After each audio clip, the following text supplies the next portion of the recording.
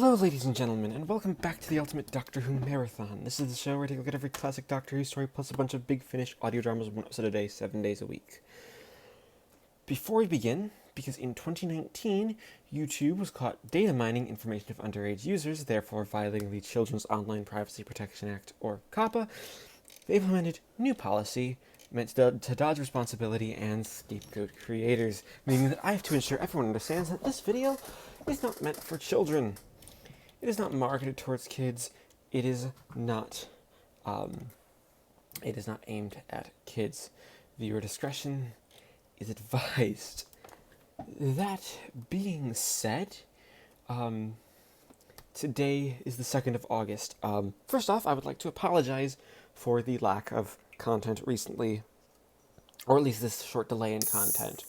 I had a rather large exam for admission to medical school on Friday, and since then, it's Friday and Saturday, basically, and I think Thursday, I just did not have the time to actually create content, and for that, I do apologize.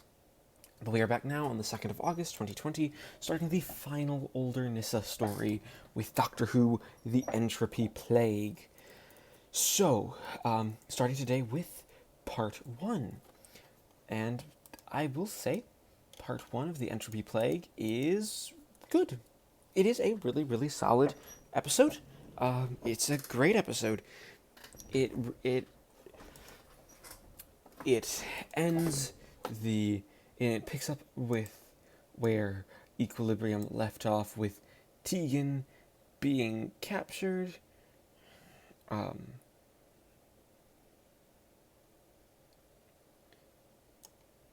With everything done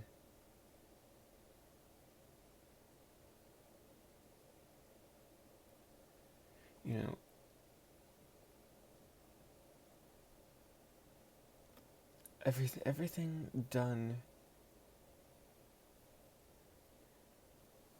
for everything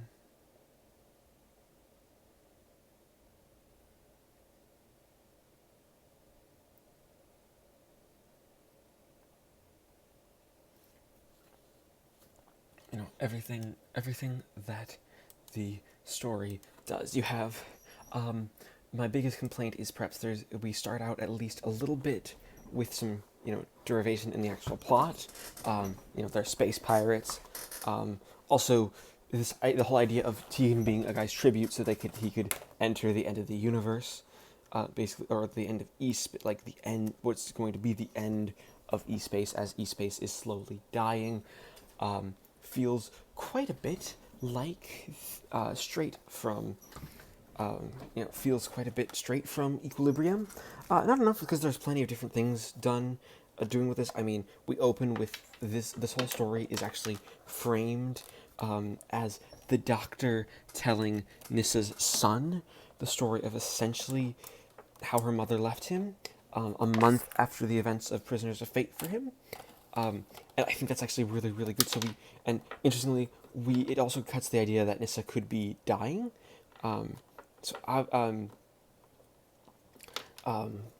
This frame story is interesting because you get to see it. One, it's told from the Doctor's perspective, so you see essentially how the Doctor feels about losing another companion, because make no mistake, that's what's going to happen at the end of this story. He's going to be losing another companion, a companion he promised to get back to her own home. So you have that as where the story's starting, and it creates plenty of tension, plenty of drama, and it basically just starts the story off right. Makes it feel like this is definitely something different, something new, and is gonna be something to at least that will most definitely affect Nyssa as a character, and what Nyssa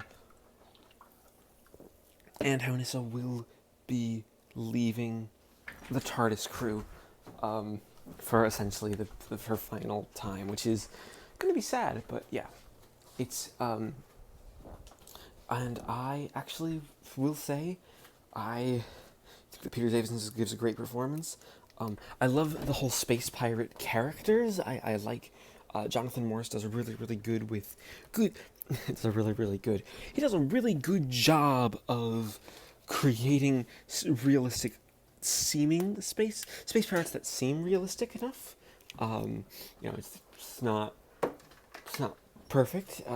They are still a little awkward in places, and again, it is kind of they're in places a little generic. But the whole idea of tit for tat is interesting as a tribute, and the big reveal that this is taking place in the same location as Warrior's Gate. And there are people essentially trying to force open the CVE, the Charged Vacuum Appointment, is actually really interesting. And it just sort of gives us somewhere where the story can go and be interesting and play off itself really well.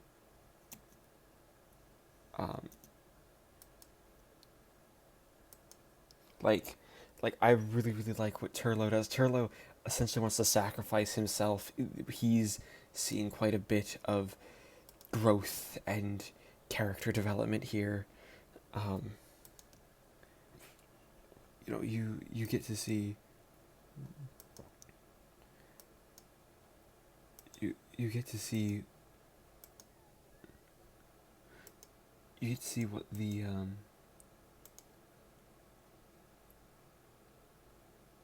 you get to see what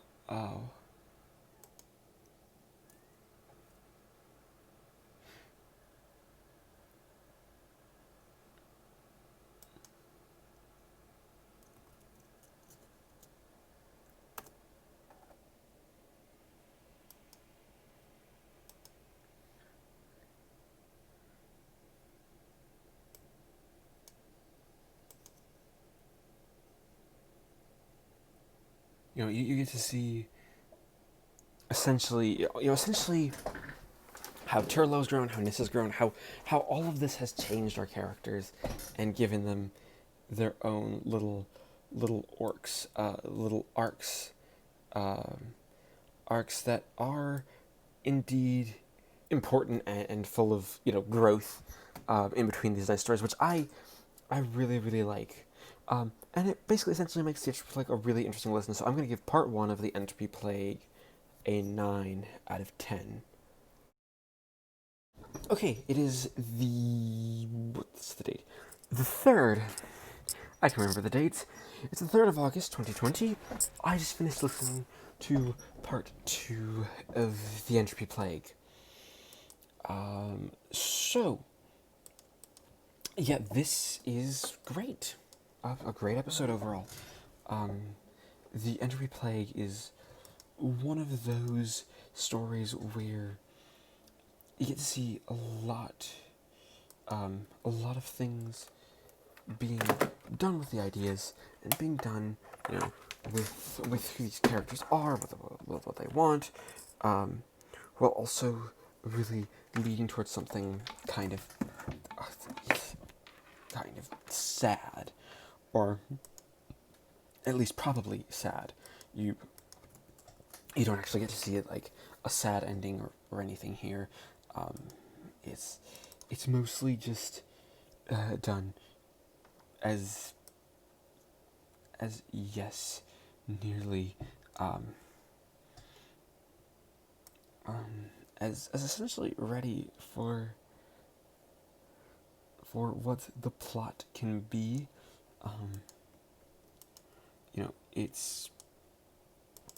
It's there. It's a bit odd in places, but it's overall fine. And as such, doing something overall fine, you get to see that it's as a story that it can work. I I really, really, really like what the story does. Where it decides to go with its plot and its ideas, and those ideas are well executed and essentially lead to a a good thing. Um, you get to see Tegan getting to tell her part of the tale. Each episode seems like it's going to have a different narrator, and as such, this episode actually focuses on Tegan's story. Yes, there are flashbacks to the Doctor where he chimes in. Uh, you know, there's something like that, which is good and interesting and uh, and really, really, really, really fun. But even if it isn't perfect, it's there, and that is something where you get to see really what these characters are, what they can be. I really do like um like what Jonathan Morris does with the plot, with the ideas, with the characters. There are ideas here that are being played around with, and they're being played around with really well. You get to see, why, what the Sandmen are, what the danger is, what's really making this story tick, and making things, making the story just what it is. It's not the absolutely amazing story that you see. It's just sort of it's just a story that's there, and there to be interesting and fun, and I and it gets really, really dark. You have the Doctor contemplating the morality of the situation. Should he try to save these people, or should he take the chance he can get back to the universe and maybe save Nyssa, even if it means that what's going on is people are being killed to go through the gate, to play with the entropy, and that is, it's not only fascinating, but it's just a really, really well written piece, because of that, because of that entropy. You get to see who, what the characters are, what they do, what they can seem to do, and you see where the story can go from there. The Doctor is given essentially a choice, and he has to make that choice. It's not an easy choice to make. There's a lot there where you don't get to see everything done, but everything to the end, but you get to see things done in an interesting enough manner that there is something about this world, that so much so that you get to see who, what's going on, and why. Meanwhile, you have, people, creatures called the Sandmen going around, which are such a fascinating idea. These Sandmen, they're creatures that go around and basically force entropy on people. They age them to death. And this character and her brother, who meet up with Tegan and Nyssa, and they essentially age her brother up. But it's slowly, and the big cliffhanger reveal is, of course, that the Sandman turn you into one of them, which is creepy and just excellently written. It makes this episode really worth listening to, because you get to see such an interesting dynamic, and it is really interesting, and I really like what the episode does with that plot. That's the plot that we're going with, and that's the danger our companions are in. It adds brutality, and again, even it works really well. I also like the way Morris writes the character of Adric. This is son Adric, not the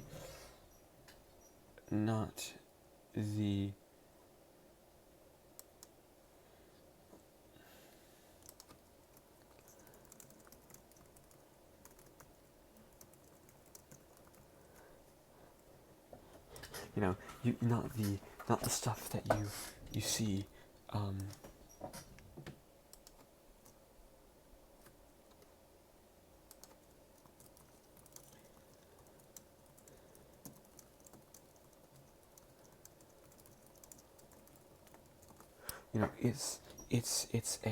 It's something different, something very bright, and I love it. So overall, I'm going to have to give part 2 of the Entropy Plague a perfect 10 out of 10.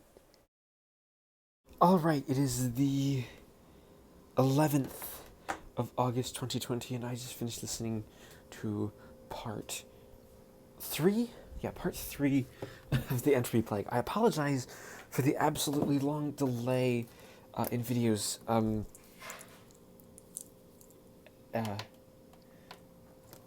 This has just been absolute insanity the last couple of days, essentially the last week, where just I haven't been able to make them, and I just haven't. But I'm sitting down now, and we're hoping to get things started back up again. But yeah, this is one of those. This is one of those great episodes where you have Jonathan Morris really playing off a moral dilemma. This is one of those. This is one of those stories where you get to see each episode has had a new narrator, which is, perfectly fine, perfectly, one of those interesting little things where you get to see just about everything that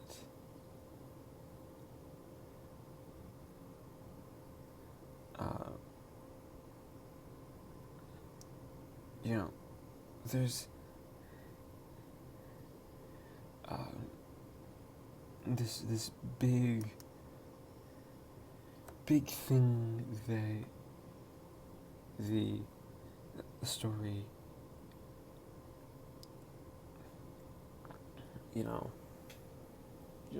get this big thing that the story can do with the morality of the fact that the Doctor obviously wants to get Nyssa home to her son, and that is the emotional crux of this plot. It's a very sad sort of thing, where you don't necessarily get to see everything that that the story can do, and it isn't perfect. I get, and there's some ideas of an unreliable narrator. Like Turlough narrates this section of the story, and more suspiciously has him hint that Nyssa might actually be dead. Because, I mean, at this point, at this point, you get in the story, you get to see where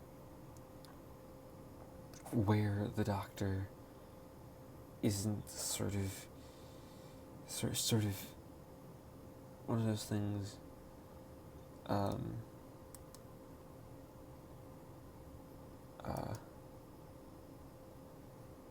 You know, you get to see.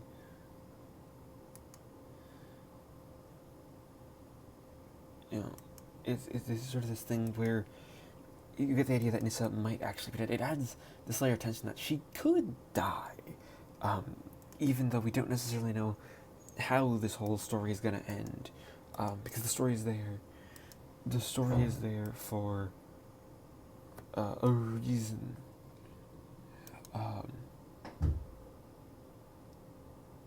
There is.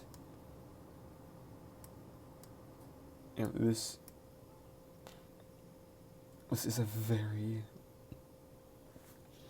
very different thing.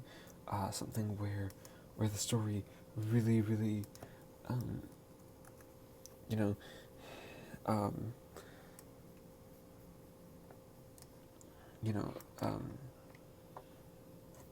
it's one of those things where you get to see what the story can do, and what Jonathan Morris can do when he's on his A game, because he is on his A game here. That is what happens.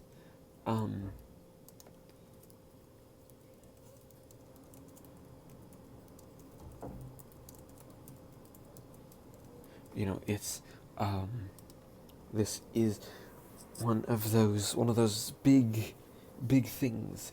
And you have the idea of what the Sandmen are, which is scary and played up effectively with the fear that all our characters could die, and it could end terribly for everyone we know and love. And that's okay. I really, really like what is done with this story. You get to see all these characters play around with each other, and the Doctor, Tegan, and Turlough, you have trying to find this moral maze. Like, the Doctor is ready to break his morals, and Nyssa steps in, basically being willing to be like, okay, I might take the fall here. This might be, I guess, my 11th hour.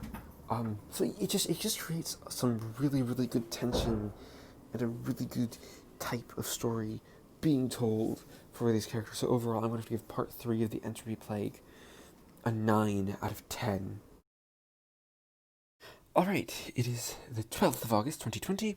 I just finished listening to part 4 of the Entropy Plague, the final episode of the story, and a really emotional one. This one's kind of a tearjerker in more ways than one. This episode is just really, really, really a strong episode for, basically for telling a story that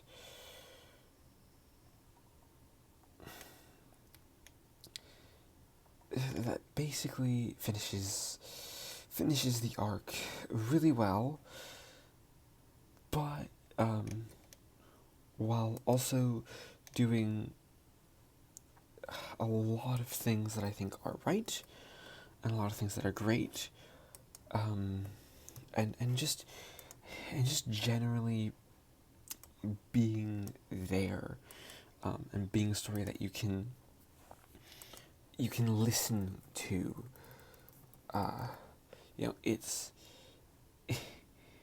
It's such a different story that you don't really. Well, you get to see that just how much this story affects its characters, um, and really affects, it really affects what the plot is meant to be, you know, where the story's meant to go, and it gives Nyssa a goodbye where, so she obviously wants to have, you know, her moment of I am saving I'm saving my children. I am doing, you know, doing something, you know, doing something to save everyone. She leaves herself behind, and the frame Jonathan Morris uses of this entire story finishes here, and it's so well handled, where the Doctor is basically allowed.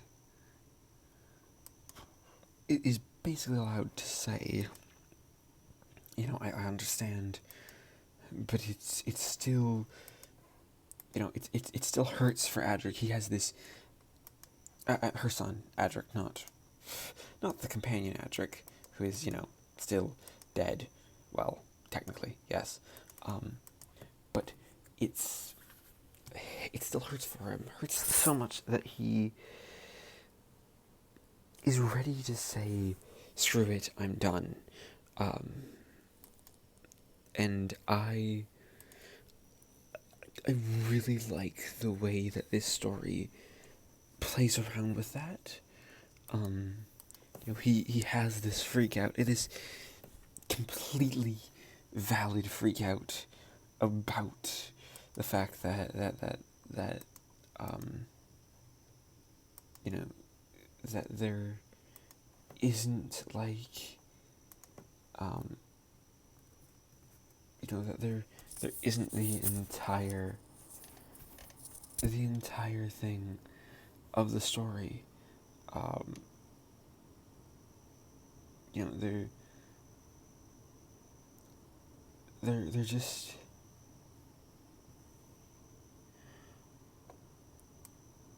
there just isn't that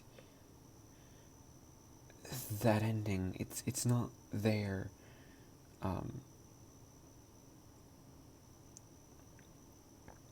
And it's something that I think is just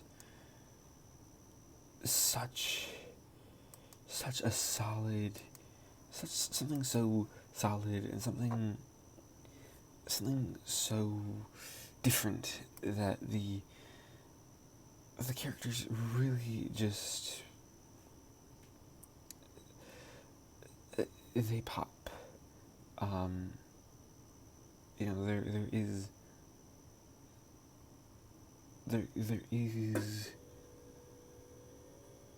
that entire thing that a story can do, and the story can be, to make make the effort to be different. And it's something that I really like that the story does. It creates something interesting, something new, and something more, you know, something that the plot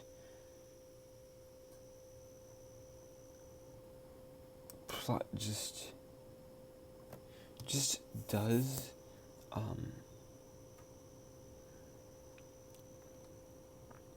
You know, that the story, you know, that the story really succeeds in. There is a success here, you know, in the space pirate story, because it's a lot of pulpy sci-fi fun, but it's pulpy sci-fi fun draped in draped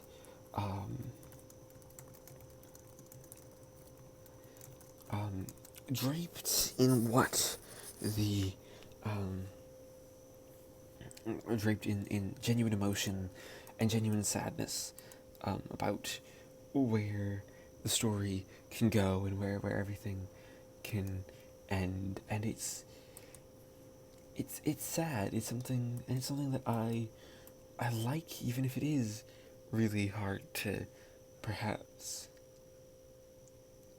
listen to.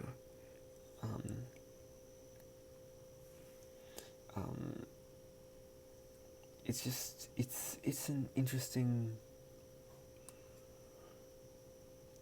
idea. Um, um,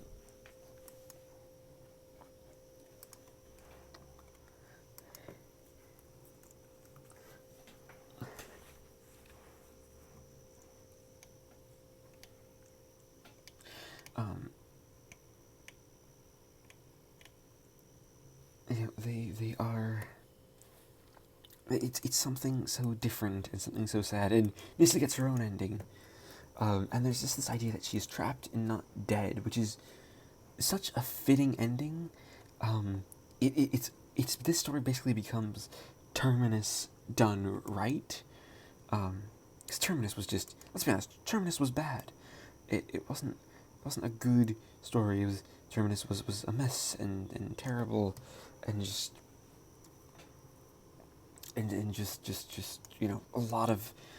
a lot of messy storytelling bits and things. But so with the Entropy Plague, you get to do that story again, but do it right. So overall, I'm going to give the Entropy Plague Part 4 a 10 out of 10. With that, we add up the scores and average them out to give the Entropy Plague a final score of 9.5 out of 10. Thank you everybody for watching this installment of the Ultimate Doctor Who Marathon.